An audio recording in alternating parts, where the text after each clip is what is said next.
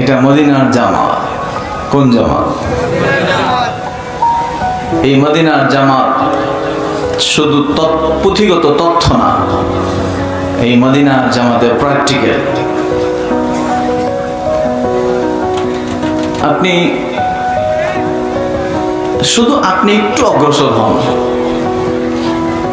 দেখবেন আপনাকে এইভাবে এই জামাত থেকে আল্লাহর নূর আপনাকে পাকড়াও করে ধরবে। আপনার তো একটু আগাইতে হবে, না আগাইলে কেমনে হবে? একটু আগান না, আপনি আগায় দেখেন,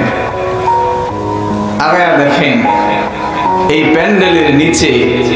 প্যান্ডেলের নিচে এইরকম বহু আল্লাহর ওলি আছে। এই মুহূর্তে যখন কথা বলছি রে ভাই, আশেকে মুস্তাফা মদিনার নবীর আশেকারা তাদের সিনার গলিতে আল্লাহ আল্লাহ বলে চিৎকার করছে।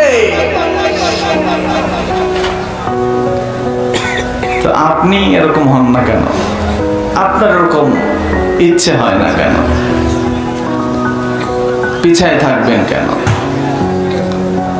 আমি আপনাদেরকে আমার বিভিন্ন মাহফিলে কথায় আলোচনায় বলে থাকি, বাগে মদিনা এটা কোয়ান্টিটির দরবার না, এটা কোয়ালিটির দরবার। কোয়ান্টিটি হলো শুধু সংখ্যা বেশি, গুণগত কোনো মান নাই।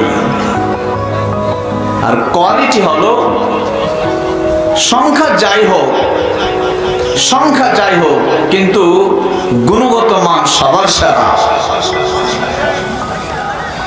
মদিনার জামাত বাগে মদিনা হচ্ছে কোয়ালিটি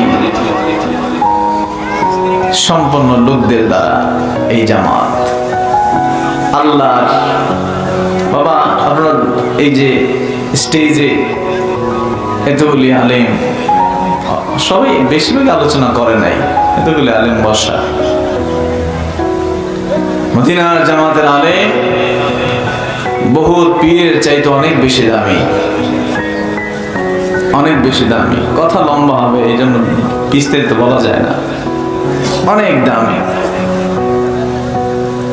আপনার বিশ্বাস না হইলে কিছুদিন সময় লাগান, তারপরে দেখেন।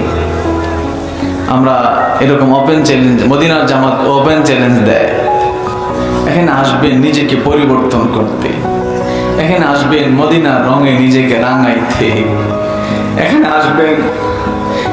আসবেন আসমানের নূর বইতে, এখানে আসবেন আরশের সাথে আপনার কলবের সম্পর্ক করতে, এখানে আসবেন আসমানের সাথে কলবের সম্পর্ক করতে।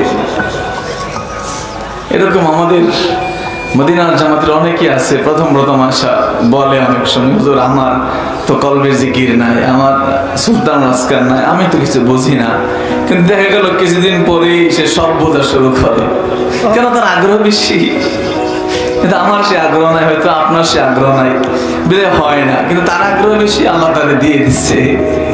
সে হয়তো আসমান দেখে, আপনি দেখেন না, আর সে সাথে তো কলবের সম্পর্ক কিন্তু আপনার সাথে হয় না।